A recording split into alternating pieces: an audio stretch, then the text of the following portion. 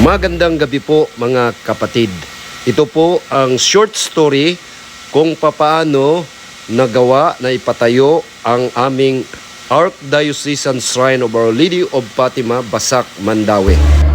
In 1976, a group of active lay faithful felt the need for the establishment of a new church in Basak, Mandaue City upon the generous donation of the land property of the late Mr. Vinicio Alonso.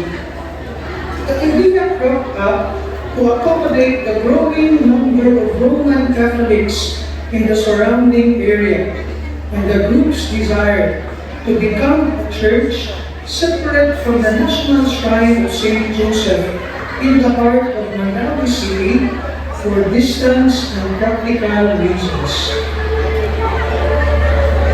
Subsequently, the group humbly approached Archbishop Julio Rosales, the Archbishop of Cebu at that time, and sincerely and humbly requested him to take action on their request, who then delineated that barangays Casili, Tawason, Kanduman, Ubaob, Tinog, Pagsadungan, Patnaan, Lapudon, Basak, Abugiaw, and Tabuk, the group under Our Lady of Fatima Parish.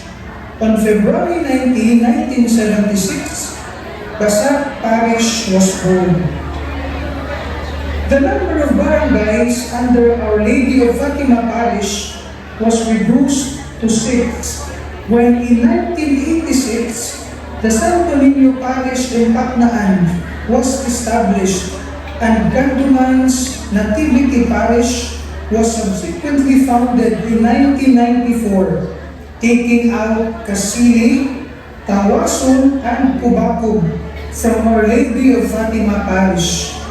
The choice of having Our Lady of Fatima as patroness was the community stakeholders' coinage. The Archbishop of Cebu immediately sent Monsignor Oscar Villamor to inspire the Basacanos in their quest for spiritual enrichment. As a humble beginning, the Basacanos and nearby residents used to gather themselves in a small chapel to attend the Holy Eucharist. The temporary convent was erected in the now old economics building of Basak Elementary School, which was several meters away from where the parish was situated. Monsignor Oscar Villamor had to walk for several steps in going to the church, the floor of which was in flattened soil with an overarching structure made of half wood and half cement. Its size was about the same dimension as the altar covering the grotto of the present structure. The church was really small then. The pioneering organizations were Legion of Mary, headed by Mr. Catalino Alin, and whose active members, to name a few, were Mr. Nemesio Alinson, Dr. Leticia Abinuan, Mr. Juanito Aniba Checo. Confraternity of the Christian Doctrine, now called as the Catechists, headed by Mrs. Rosario Soriaga. The members of the said organization were trained in May 1976, 3 months after the establishment of the church. The Catholic Women's League, headed by Mrs. Conchita Do, the Knights of Columbus with Mr. Lycerio Cabao as head, the Charismatic Renewal Movement, and the Children of Mary. The choir established by Monsignor Oscar Villamor, Our Lady's Minstrels, headed by the late Mrs. Milagros Cañete, exists even until now. The first Parish Pastoral Council President was Attorney Pat Acabudillo.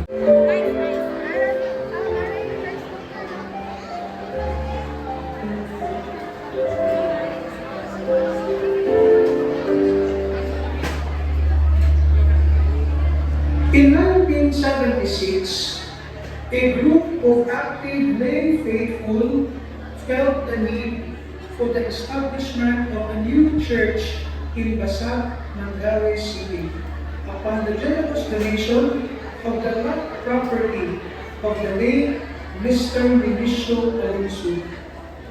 The idea cropped up to accommodate the growing number of Roman Catholics in the surrounding area, and the group's desire to become a church separate from the National Shrine of St. Joseph in the heart of Mandaue City for distance and practical reasons.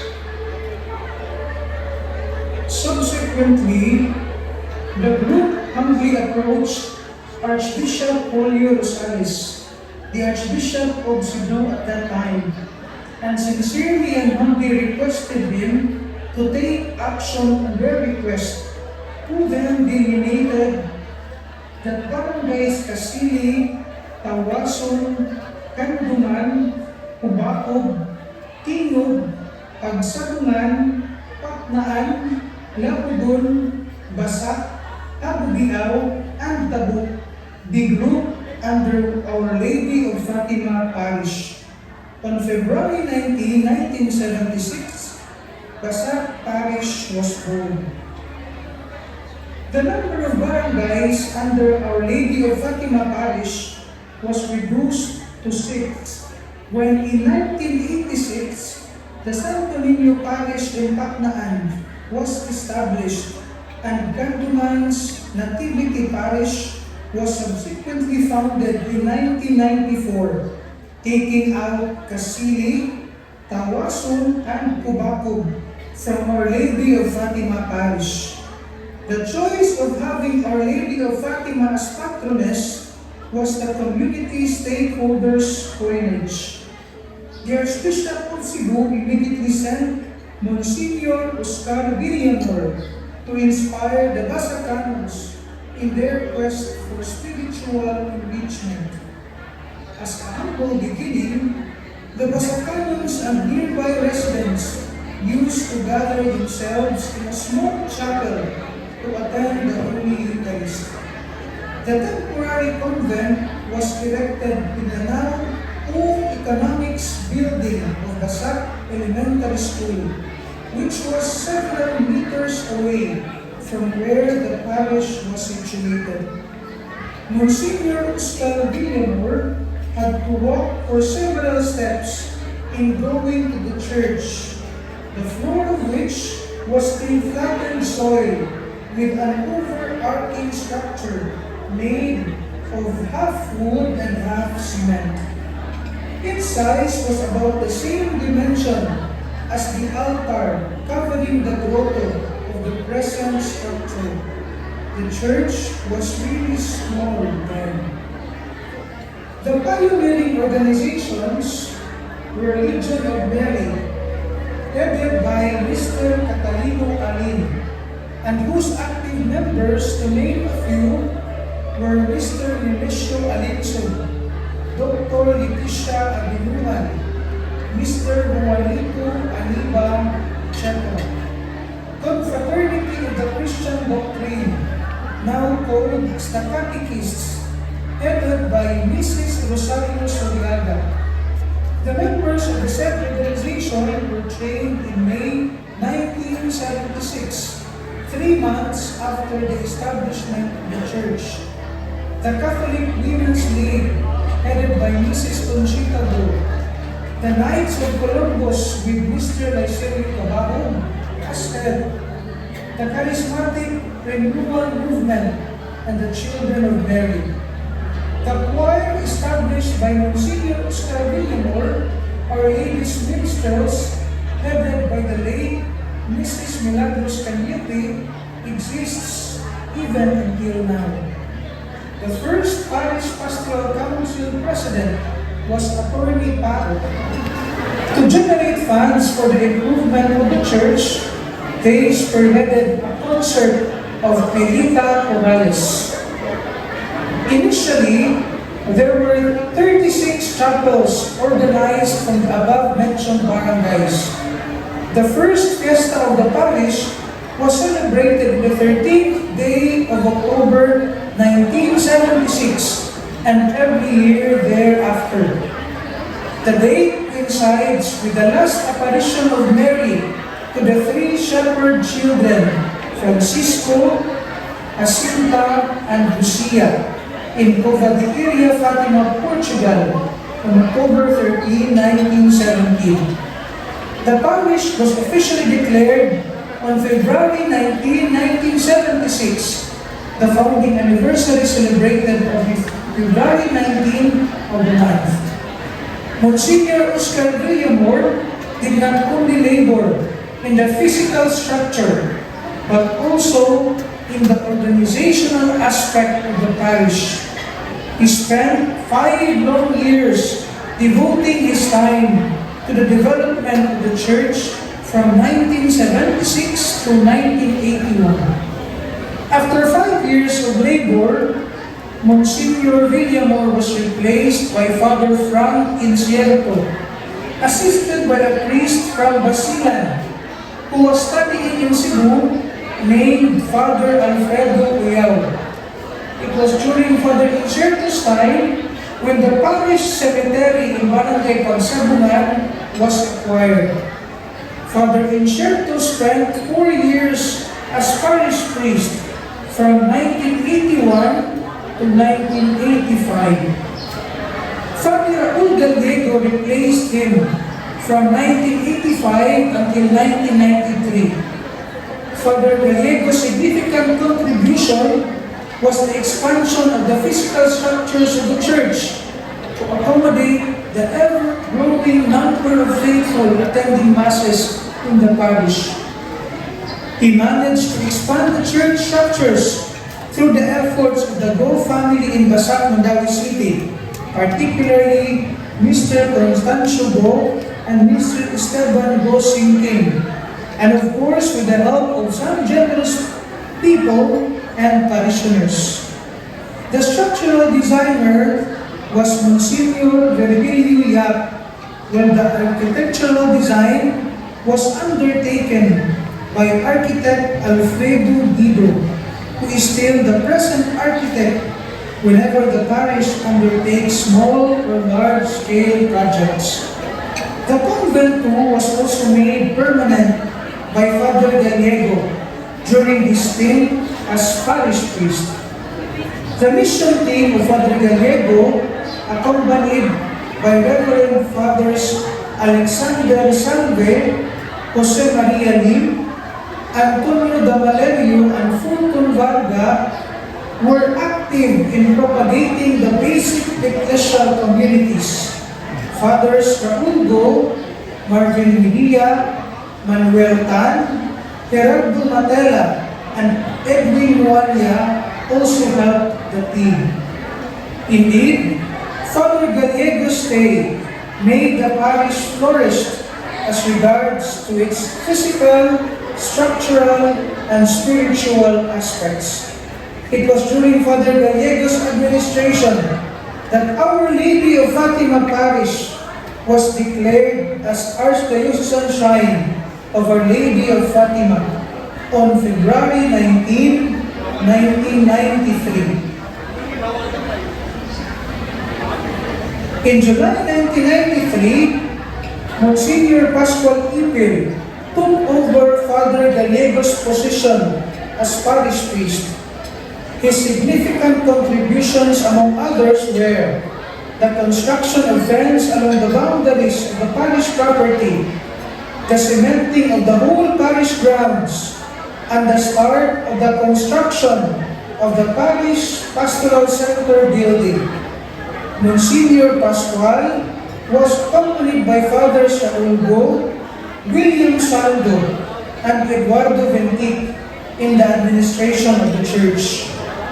In 1996, Monsignor Ipil was replaced by Father Wendell Balbuena. Additional priests with different length of service were assigned during Father Balbuena's term as parish priest, namely Fathers Joselito Del Mar, Seferino Eleccion, Joseph Onesimo Zacarias Jr., Hernani Bersedi, a resident priest, Dan Domingo de Los Angeles, and Romeo de Suyo. They were assigned the parish on account of the rapidly growing number of churchgoers and faithful.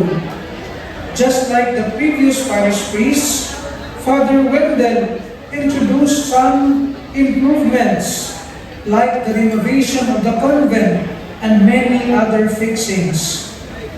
It was during his administration that the construction of the parish pastoral center building, which was started by Monsignor Ipel, was put to completion. He was also able to purchase for the parish an adjacent property along the National Highway, which is now serving as entrance to the parish. He likewise initiated the chapel visitation, bringing along the image of Our Lady of Fatima. With the reassignment of Father Balbuena to another parish in 2003, Bishop Vicente Manuel assumed as parish priest with his positively strict character and behavior. Observing the Church's great improvement in terms of physical structures, his administration focused mainly on the formation of the parishioners. He was indeed a champion in reaching out to the people and forming them as responsible Christians. Basic ecclesial communities in the parish were strengthened during this time, and he continued the chapel visitation started by Father Balbuena, which he dubbed as Duaw Patrona and Duaw Capilla movement in every chapel, together with his mission team. Bishop Vicente Manuel was the one responsible for the thorough formation of the people with the help of Fathers Joselito Tolipas, Joselito Danao, and Carlito Salve. The church, the people aspect particularly, was indeed improved and looked into during the time of Bishop Vicente Manuel. After more than 4 years of shepherding the parishioners, the good Bishop Manuel passed away in 2007. Father Joselito Danao took over as parish priest and continued the initiatives introduced by Bishop Manuel, including the Piso para sa mga seminarista, a fund to help finance the formation of seminarians residing within the jurisdiction of the parish. Renovations and other improvements were also made during this time. Father Danao spent over 3 years from 2007 until 2010 as parish priest. His other companions were Fathers Bernardo Uyao and Ignacio Inanoria. In 2010, Father Emilio Talaudon replaced Father Joselito Danao as a team moderator. His team member was Father Glenn Feliz Gonzon. Father Jerome also served as the parish resident priest, and Father Glad Everett as parochial vicar. When Fathers Jerome Yu and Gladieri were reassigned, Fathers Edward Berame and Roy Bucab subsequently assumed as parochial vicars. Like the previous administration, Father Talaugon had visible contributions in the parish. He was instrumental in the construction of an annex building where the Adoration Chapel and the Chapel of Saints are presently located. The new building also houses the PTC Conference Hall and the PTC office. The baptistry was also constructed during his term at the ground floor of the convent. These are but concrete signs of the growing Catholicism in this parish. In September 2016, a group of priests under a team ministry was assigned in the parish. The team was composed of Fathers Wilfredo Menilaso, Mateo Maneja, and Alan Trinidad, with their team moderator, Father Benedicto John Sarches Jr. With the growing number of parishioners, they felt the need to improve the facilities in the parish. Thus, renovations and new facilities were introduced. The construction of candle station, the repainting of church roof, the construction of additional parking area for priests, refurbishment of the church pews, kneelers, and putting additional shelf attached on each pew wherein church-goers can place their personal belongings, and the construction of air-conditioned confessional box. A big industrial ceiling fan was also installed at the center of the church to make the parishioners feel more disposed in their worship. Other parts of the church were improved too, such as the altar, ambo, and the purchase of new chairs for the Mass presider and co-celebrants. All these were undertaken so that parishioners would really find the church ambiance conducive for worship and to make the place as holy as possible. The team of pastors also undertakes the construction of the cemetery chapel in Pagsabungan, where they hold Mass every Monday.